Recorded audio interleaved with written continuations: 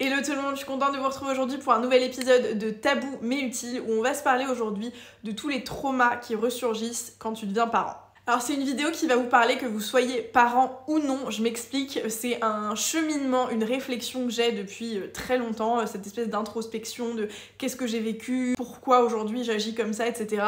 Donc c'est forcément des choses dans lesquelles vous pouvez vous reconnaître, mais le fait de devenir parent intensifie 1000 fois la prise de conscience de plein de choses selon moi, et je vais vous expliquer du coup mon témoignage, mon expérience et ma réflexion personnelle. Devenir parent, c'est accompagner un être à grandir, à se développer, à devenir autonome, voilà, donc jusque là on est assez d'accord et on a à peu près tous la même définition. Il y a un point sur lequel moi j'ai été assez surprise, c'est qu'en fait en devenant parent, tu fais grandir quelqu'un mais tu fais surtout grandir toi. Alors de façon hyper positive et parfois hyper négative, je pensais pas en fait que la maternité, la parentalité allait avoir un impact sur moi. Évidemment sur mon quotidien, sur la façon dont j'allais dormir ou pas, sur mon organisation, sur ma logistique, voilà, accueillir un enfant, ça impacte beaucoup de choses d'un point de vue logistique, ça c'est une évidence et j'avais pas de sujet là-dessus, j'étais assez au fait que ça allait avoir un impact, mais à aucun moment, avant de devenir maman ou même pendant la grossesse, je m'étais posé la question de est-ce que ça aura une incidence sur la personne que je suis intimement, est-ce que ça va changer quelque chose, est-ce que je vais changer. Donc là ça fait un peu plus de 3 ans que j'ai la chance d'être maman et d'avoir mon petit Sandro dans ma vie, et je peux vous dire que en 3 ans j'ai appris énormément sur plein de choses, sur la vie de façon générale, mais beaucoup sur moi. Je crois que c'est la meilleure des thérapies, c'est aussi la thérapie la plus brutale, clairement. Il y a pas mal de choses qui m'ont sauté à la gueule de façon très violente. En devenant maman, je me suis rendu compte que j'avais un tas de combats et un tas d'épreuves et un tas de traumas qui n'avaient pas forcément été réglés et qui avaient aujourd'hui un impact assez monstrueux sur mon quotidien et sur la façon dont j'allais aujourd'hui agir avec moi-même, mais surtout avec mon enfant et dans le cadre de ma famille, avec du coup mon mec aussi. Je tiens à apporter un élément de nuance ici. L'idée c'est pas de se dire qu'on devrait combattre tout ça ou se rendre compte de tout ça avant de devenir parent parce que ça a un impact négatif ou pas du tout. Je pense que de toute façon le contrôle parfait sur la personne que vous êtes n'existe pas. Personne n'a une vie parfaite, on a tous des vies parsemées d'épreuves, plus ou moins difficiles, on a toutes et tous une façon très différente de les vivre et de les accepter. Si vous craignez que ça ressurgisse quand vous devenez parent, que pour vous vous n'êtes pas assez sain ou serein, etc., ça c'est un truc qui évoluera tout le temps. Je pense qu'il n'y a aucun moment de votre vie où là-dessus ce sera clean et vous pourrez vous dire c'est bon, je suis prêt parce que ça c'est réglé. Il y aura 1 million de trucs qui vont surgir, vous pouvez pas vous préparer à tout, ça c'est utopique, complètement utopique. Chez moi ça va faire sortir 3 grands traumas, j'ai envie de vous dire, je pense qu'on peut parler de trauma, que j'ai eu du mal à comprendre et que j'ai pas pu réellement comprendre seule. J'ai eu besoin de temps et besoin de beaucoup d'échanges avec des gens qui avaient des compétences différentes pour arriver à ça. J'ai pas suivi de thérapie, je pense que c'est un vrai sujet parce que maintenant que je me rends compte de tout ça, je pense que ça serait pas mal d'être accompagnée, mais tout ça m'a fait prendre conscience qu'il y avait des choses que je gardais vraiment enfouies en moi et que le fait de devenir maman avait exacerber toutes ces incidences que ça avait sur mon quotidien et ça avait des conséquences dont je me plains, tu vois, j'ai des trucs au quotidien, je me dis putain mais pourquoi je suis comme ça, c'est chiant, etc. Et en fait en comprenant d'où ça vient et pourquoi, je pense que ça peut m'amener, alors jamais à les gommer parce que je pense que c'est impossible, c'est des choses qui sont indélébiles, mais en tout cas à travailler dessus. La première chose, c'est la peur de l'abandon. Et pour moi, la peur de l'abandon liée à la dépendance affective, que j'avais jamais vraiment réalisée. Et pourtant, quand on regarde mon histoire, on se dit mais oui, obvious. Je suis une amoureuse de l'amour, j'ai tout le temps, depuis mes 13 ans, j'ai tout le temps été en couple. La seule fois où j'ai pas été en couple, ça a été pendant 1 an, disons, une petite année, et j'étais quand même à la recherche d'amour, enfin j'ai été très bien entourée, disons, j'avais besoin d'une présence masculine dans ma vie, j'ai toujours eu besoin d'une présence masculine dans ma vie, auprès de moi, pas forcément qui veille sur moi, qui s'occupe de moi, parce que vous allez voir dans un autre point que c'est même tout l'inverse, mais j'ai eu besoin de ça à outrance, et ça c'est un truc dont je me rendais pas compte, je me disais juste que c'était voilà, le chemin de ma vie, enfin le chemin de vie qui faisait que j'étais tombée sur des mecs et que c'était comme ça, mais non, je l'ai cherché, je l'ai voulu, et surtout le comportement que j'ai aujourd'hui, qui parfois est hyper déplaisant sur pas mal de sujets, est complètement lié à un événement qui s'est passé. Et ce qui m'a fait prendre conscience de ça, c'est le rapport que j'avais avec Sandro et Roman ensemble. Je me rends compte qu'avec mon fils, j'ai besoin qu'il soit près de moi. J'ai eu énormément de mal à le faire garder, si bien qu'on l'a gardé H24 pendant ses 2 premières années de vie. Les seules personnes à qui on l'a confié, et ça se comptait sur les doigts d'une main, ça a été ma mère et la mère de Roman. Et sinon, il n'a jamais été gardé par personne. Quand je dis gardé, c'est même genre 3 heures. Voilà, j'avais besoin, et je l'ai toujours, mais je travaille dessus, et franchement ça m'a libérée de prendre conscience de ça.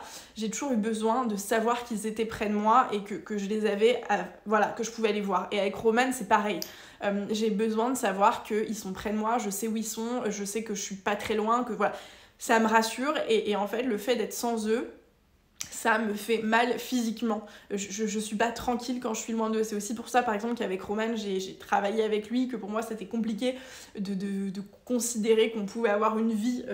Pourtant, on est assez libre. Genre, il a ses amis, j'ai mes amis, on sort assez souvent maintenant, chacun de son côté, etc. Donc là-dessus, c'était même pas une problématique, mais c'était vraiment genre au quotidien, la majorité de notre temps, je voulais qu'on la passe, j'avais besoin qu'on la passe ensemble. Et ça a été un vrai sujet. Et donc, ça avait pas mal d'incidences, tout ça, le fait de se dire je suis complètement dépendante affective en fait, genre je ne peux pas vivre s'ils sont pas là, en tout cas je me sens mal s'ils sont pas là, et pourtant je suis pas dépendante, je suis hyper autonome, mais pour autant j'avais besoin, ça me rassurait de savoir qu'ils étaient là. En fait, je me suis rendu compte, ça c'est surtout grâce à Roman notamment, que ça c'était lié au décès de mon papa. Pour vous faire la petite histoire, mon papa est décédé quand j'avais 15 ans et il y a une vidéo dessus, donc je vais pas vous refaire le truc parce que là j'ai pas envie de fondre en larmes, c'est toujours hyper compliqué pour moi d'en parler, hein, mais il est décédé quand j'avais 15 ans et en fait je l'ai appris de façon hyper brutale puisque il est décédé d'une crise cardiaque sur son lieu de travail et on pouvait pas s'y attendre et en fait on était tous les trois à la maison avec ma mère et mon frère et il devait rentrer du travail, on était très très proches avec mon père, vraiment très proches, vous savez les clichés de fille à papa, c'était vraiment ça, genre on s'écrivait toute la journée. On était très câlins, c'était un rôle modèle pour moi, c'était vraiment, et ça l'est toujours, hein, voilà, je suis admirative de la personne qu'il était sur plein de points, sur plein d'autres points, c'est un homme, il a ses défauts, mais voilà. Bref, donc je suis rentrée à la maison, on l'a attendu 1 heure, 2 heures, 3 heures, ça ne lui ressemblait pas, il me répondait pas, et ça m'a vraiment inquiétée parce que ça ne lui ressemblait pas du tout de ne pas me répondre. 19h, 20h, 21h, et là quelqu'un sonne, c'est la police qui vient nous annoncer que mon père est décédé du coup. Donc ça a été évidemment un immense coup dur et alors, je pense qu'à tort je me suis pas fait accompagner après ça, en plus j'étais très jeune et voilà, et j'avais jamais pris conscience du trauma que ça avait pu représenter en tant que tel, la façon dont c'est arrivé pour moi. Le fait qu'il soit décédé, c'est de toute façon un trauma, il n'y a pas de sujet. Je veux dire, voilà, tu perds ton père, t'es extrêmement triste et il n'y a pas de... Voilà. Mais je pensais pas que la façon dont c'était arrivé pourrait avoir une incidence ensuite sur mes relations avec les hommes et avec les gens de façon générale. Et en prenant conscience de ça, en discutant avec Roman des incidences que ça avait dans ma vie, d'avoir besoin qu'il soit tout le temps près de moi, et surtout Sandro, parce qu'en fait c'est ce que je vous dis, c'est ça qui a été un élément déclencheur, me dire putain mais je comprends pas pourquoi j'ai tant de mal à le laisser, pourtant il y a plein de gens, il y a quelques personnes à qui je confiais ma vie, mais Sandro j'y arrive pas, je sais pas comment l'exprimer, c'était impalpable, pour moi c'était irrationnel. Et donc j'ai compris qu'en fait les gens que j'aimais, et les gens de mon cercle très proche, notamment les hommes, et donc en l'occurrence Sandro et Roman, j'ai besoin qu'ils soient près de moi parce que s'ils ne sont pas là à côté et que j'ai pas la vision sur eux, j'ai peur qu'il se passe quelque chose. J'ai peur qu'on m'appelle et qu'on m'annonce un truc. J'ai peur qu'on vienne me voir et qu'on me dise voilà.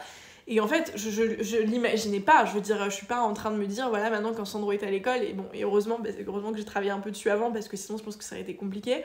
J'ai pas peur le matin en le déposant de me dire bon qu'est-ce qui va se passer, et pourtant parfois j'ai des relents, tu vois, par exemple je vois la maîtresse de Sandro qui m'appelle, mon cœur s'arrête, je m'imagine le pire instantanément, je me dis pas comme la dernière fois il s'est ouvert la tête le pauvre, ça a été horrible, quand j'ai vu 2 appels manqués maîtresse Sandro sur mon téléphone et ma mère, puisque du coup ils ont appelé ma mère qui m'écrit urgent répond, c'est en 3 minutes, hein, vraiment j'ai pas regardé mon téléphone pendant 3 minutes, c'est arrivé. Honnêtement, c'est ce que je disais à mes copines, j'aurais pu décéder sur place de peine. Mon cerveau a tout de suite fait le rapprochement, le lien, c'est dramatique ce qui s'est passé, c'est horrible. Au final, c'est pas chouette, il s'est ouvert la tête, mais voilà, ça va, je veux dire, il a fait ses points et tout va bien, mais je me suis imaginé le pire. Et en fait, avec Roman, c'est aussi pareil, je me dis, ça me rassure le fait qu'il soit près de moi, parce qu'au moins, Et c'est débile, hein, parce que je me dis au moins s'il se passe quelque chose, je suis là, je peux contrôler. Alors que typiquement, s'il y a un accident, il y a un accident, que je sois là ou pas. Mais tout ça m'a permis de prendre conscience que c'était ok de ressentir ça, parce que j'avais vécu autre chose avant qui était de l'ordre du trauma et que c'était pas simple, tu vois, d'affronter ça. Mais en fait, avant, je m'étais jamais posé la question avant qu'il y ait un impact sur Sandro, et ça avait pourtant une influence monstrueuse sur mon quotidien. Ça, c'est le premier point qui est, je pense, le plus difficile, parce que c'est un truc, je pense, quand je vous parlais de drame, de trauma indélébile, il y a des choses que vous avez vécues, que vous ne pourrez jamais effacer, qui font partie de vous et qui font partie de votre histoire et donc de la mère que vous êtes, et vous allez forcément refléter des choses à votre enfant en rapport avec votre histoire. Le plus gros du sujet pour moi, c'est juste de trouver un équilibre entre je l'ai vécu, donc je vais avoir des comportements qui vont être en lien avec ce que j'ai vécu, mais je ne veux pas te partager ce trauma. Et pour moi, c'est là où c'est un petit peu compliqué de trouver l'équilibre. Et en même temps, le fait de comprendre, d'introspecter, de réfléchir et de se poser les bonnes questions permet de se dire bah tiens, je vais peut-être me rééquilibrer. Donc oui, ça fait partie de moi, mais ça ne me définit pas et ça ne va pas non plus avoir une conséquence extrême sur mon enfant parce que je sais maintenant l'incidence que ça peut avoir. Le deuxième point qui est lié complètement au décès de mon papa, c'est la peur de mourir. Alors je sais pas vous expliquer pourquoi, ça c'est assez irrationnel, mais depuis je sais pas, mes 20 ans, quelque chose comme ça, enfin peut-être que si je creuse je trouverai la raison, mais depuis quelques années, j'avais l'impression et l'intime conviction que j'allais décéder à mes 26 ans. Je sais pas pourquoi, je me projetais pas, c'est très bizarre à dire, je ne me projetais pas plus loin que 26 ans. J'étais convaincue que je ne fêterais pas mon 27e anniversaire. Aujourd'hui j'ai 27 ans, tout va bien, on a franchi ce cap. Le fait d'être maman, si vous saviez à quel point ça amplifie cette peur de partir, de mourir soudainement par rapport à Sandro. Cet été, avant que Sandro rentre à l'école, on en discutait avec mon mec, on était à table, voilà, vraiment genre déjeuner lambda, tu vois, rien de fou. On déjeune, on discute, et là on dit, oh, il va aller à l'école, t'imagines, là c'est le début d'une grande aventure, tu vois, parce qu'il rentre en maternelle, et techniquement, si tout va bien, il en ressortira peut-être soit après son bac, soit après ses études sup, selon ce qu'il a envie de faire, tu vois. Et là, je me mets à chialer. Instant. Pas de bonheur en mode trop bien la vie qu'on va lui offrir, non, non. Instant, je me mets à chialer en me disant putain, mais je serais pas là pour le voir. J'ai l'impression, en fait, comme c'est moi le schéma que j'ai vécu, mon père qui est parti avant que j'ai pu finaliser ma scolarité, etc. Et pour nous, c'était un gros sujet, la scolarité. Mon père était enseignant de lettres, de littérature, etc. Donc on avait vraiment une connexion par rapport aux études. Pour nous, c'est un sujet qui est hyper important, l'enseignement, etc. Donc je pense que j'ai aussi ce lien voilà, très, très ancré dans... Ça me fait penser à mon père. Et il n'a pas été là pour voir ce que j'ai fait après. Et donc j'ai l'impression que c'est exactement ce qui va se passer avec Sandro et que je ne serai pas là pour l'aider, pour l'accompagner, pour aller au bout avec lui et pour l'aiguiller dans ses choix, etc. Ça me terrifie, ça me brise le cœur à chaque fois que j'y pense, et je vous dis, j'ai fait des crises d'angoisse, enfin vraiment un truc dramatique quoi, genre pas juste ah peut-être imagine si je dis pas, non, j'avais l'impression d'être convaincue que ça allait arriver. Je me le souhaite pas, j'espère que je serai là aussi longtemps que possible, mais j'ai cette crainte horrible qui parfois me paralyse un peu. Alors ça va, j'y pense pas tout le temps, c'est plutôt quand on a des discussions un peu de fond, on se projette sur l'avenir, sur certains sujets où ça va ressurgir et vraiment ça m'effraie, voilà, c'est horrible. Mais j'ai pas l'impression, en tout cas je crois pas, et justement parce que j'en ai pris conscience, je crois pas que ça ait d'impact sur Sandro aujourd'hui, parce que c'est de l'ordre de moi et moi-même, tu vois, je me mets à pleurer quand je suis toute seule dans mon coin, mais je lui dis pas, je vais pas le verbaliser avec Sandro. Et pour autant, je me dis, ça peut peut-être être un sujet, tu vois, lui expliquer quand il aura l'âge de comprendre, et que moi j'aurais fait un travail sur moi, de lui dire, voilà, moi ce que j'ai vécu, enfin, je ferai tout ce qui est en mon pouvoir pour pas que ça arrive. Maintenant, si ça arrive, en fait, c'est peut-être ça aussi, c'est peut-être des discussions que j'aurais voulu avoir avec mon père. Tu anticipes jamais le fait que quelqu'un te quitte, surtout pas quand c'est tes parents, surtout pas quand t'es jeune et que t'as encore besoin d'eux très longtemps. T'anticipes pas, tu parles pas de ces sujets. Et en fait, je me dis, maintenant que je l'ai vécu, peut-être que ça peut juste servir à ça en mode leçon, genre, tu as un enfant, tu ne sais pas de quoi demain est fait, évidemment, que je vais prendre soin de moi, soin de lui, que je vais prendre soin de notre famille, que je vais faire en sorte que tout aille bien, mais je ne sais pas, enfin, on n'est pas à l'abri d'un accident ou d'une maladie, ou je sais pas, même si je nous le souhaite pas. Bah peut-être qu'en fait ça me soulagera de lui en parler, alors lui en parler de façon adaptée à son âge, adaptée à la situation, etc., avec un discours qui est pas traumatisant, mais peut-être que le fait de parler de ce trauma avec Sandro, lui expliquer que j'ai peur de partir, que j'ai peur de le laisser, mais que si ça arrive, il sera en sécurité parce qu'il a des gens qui l'aiment autour de lui, qu'il est pas tout seul, que j'aurais appris plein de choses, qu'il a son papa, ou bref, que s'il se passe quelque chose, nous on a été là pour l'autonomiser, le rendre adulte, lui donner toutes les billes possibles, mais que même sans nous ça continuera et que ça ira très bien et que voilà. Et le dernier sujet, c'est le côté contrôle fric. Et ça, du coup, c'est lié à ma maman. Je m'en suis rendu compte grâce à Jessica, donc à la séance, aux séances que j'ai faites avec elle, où elle m'explique ce que j'attends d'une maman, d'un papa, etc. Et je lui expliquais comment je me sentais aujourd'hui. Elle me dit, mais est-ce que c'est pas parce que ta maman a été ce schéma-là que toi tu reproduis? Toujours, en fait, tout est lié en fait au décès de mon père. Donc 15 ans quand mon père décède, alors j'ai été autonome assez tôt, hein, je bossais déjà depuis 2-3 ans babysitting, je faisais mon argent de poche, je demandais pas de sous, etc. Mais t'as 15 ans, tu vois, genre j'habitais toujours chez ma mère, enfin chez mes parents, du coup t'as toujours besoin d'eux, voilà. En fait tout le reste, toute la structure, c'est ma mère qui me l'a apporté toute seule à partir de ce moment-là. Donc le schéma que j'ai eu en construction, quand je me suis construite en tant que jeune femme adulte, ça a été ma mère. Ma mère qui a du coup tout géré toute seule, au sens propre. Elle n'a pas refait sa vie, encore aujourd'hui elle n'a pas refait sa vie, donc on a été seuls. Mon frère est parti très vite aussi, donc on s'est vraiment retrouvés que toutes les deux. Donc le seul schéma que j'avais de comparaison et de projection, c'était ma mère qui travaillait, qui payait le loyer, qui s'occupait de tout, qui s'occupait d'elle, qui s'occupait de moi, qui s'occupait de l'appartement.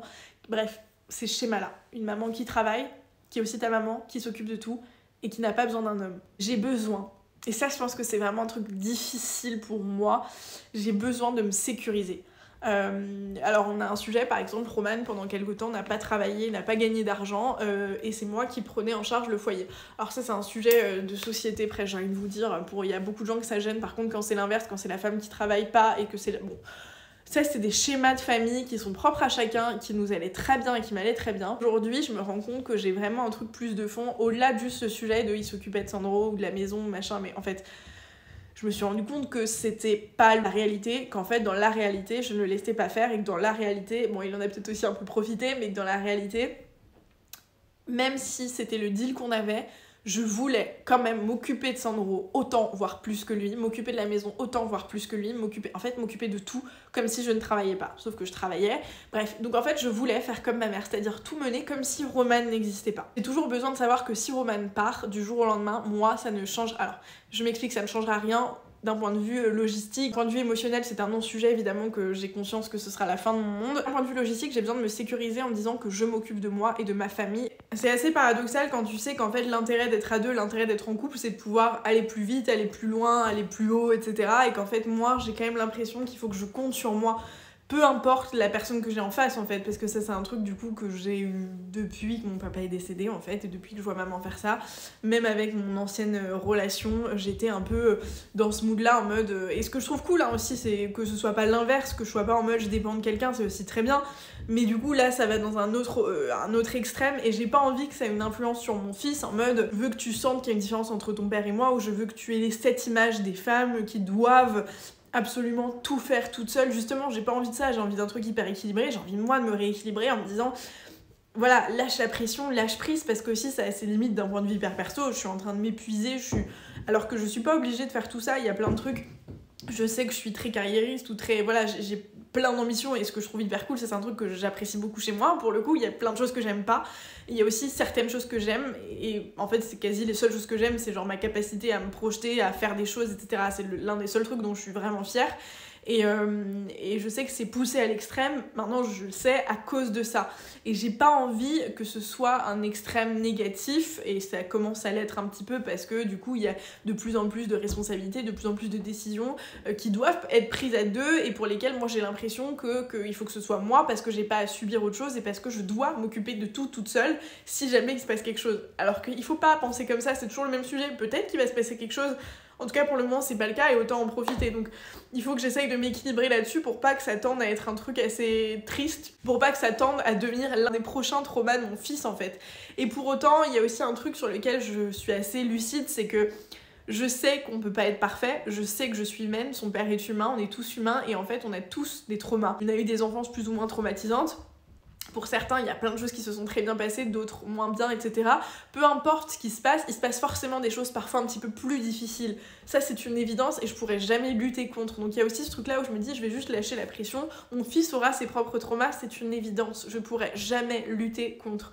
En revanche, si je peux éviter de lui faire subir mes traumas à moi, et si je peux prendre conscience des traumas que j'ai, pour faire en sorte de travailler dessus, pour ne pas avoir à lui faire subir, sachant qu'il aura déjà son lot de traumas à gérer, c'est une évidence, bah franchement ça me rassurerait, ça me ferait me sentir peut-être une meilleure mère, alors que je sais déjà que je fais au mieux. Mais ça, c'est vraiment un sujet sur lequel j'ai envie de travailler parce que j'ai pas envie qu'il porte mon fardeau en fait. Voilà, donc j'espère que cette vidéo vous aura fait résonner des choses. J'ai pas envie de dire vous aura plu parce que c'était pas un sujet très positif, mais c'est aussi, comme vous le savez, moi, mes petites thérapies à moi de faire mes vidéos sur YouTube parce que je sais que ça fait résonner aussi des choses en vous. Très souvent, j'ai des retours sur Instagram notamment. Je sais que c'est des réflexions que vous pouvez avoir aussi et c'est toujours bien d'entendre ce genre de choses. Donc si cette vidéo vous a plu, n'hésitez pas à mettre un like. Partagez-moi vos petits retours d'expérience en commentaire si cette vidéo vous fait réagir. N'hésitez pas à me donner des idées pour des prochains épisodes de la playlist Tabou mais utile. Moi je vous laisse et je vous fais de gros bisous. Ciao!